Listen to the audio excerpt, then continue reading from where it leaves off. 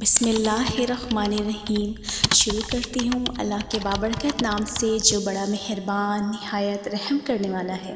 السلام علیکم، امید کرتی ہوں کہ آپ سب خیریت سے ہوں گے۔ اللہ پاک آپ سب کو اپنے حفظ و امان میں رکھے، آمین۔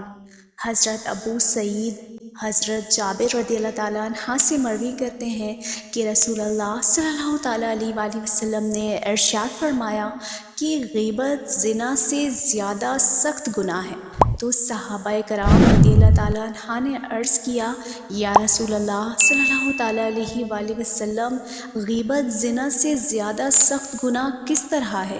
تو وہ آپ صلی اللہ تعالیٰ علیہ وآلہ وسلم نے ارشاد فرمایا کہ آدمی زنا کرتا ہے پھر توبہ کر لیتا ہے تو اللہ پاک اس کی توبہ قبول فرما کر اس کو بخش دیتا ہے، لیکن غیبت کرنے والے کو خداوند تعالیٰ اس وقت تک نہیں بخشے گا جب تک اس کو وہ شخص معاف نہ کر دے جس کی اس نے غیبت کی ہے۔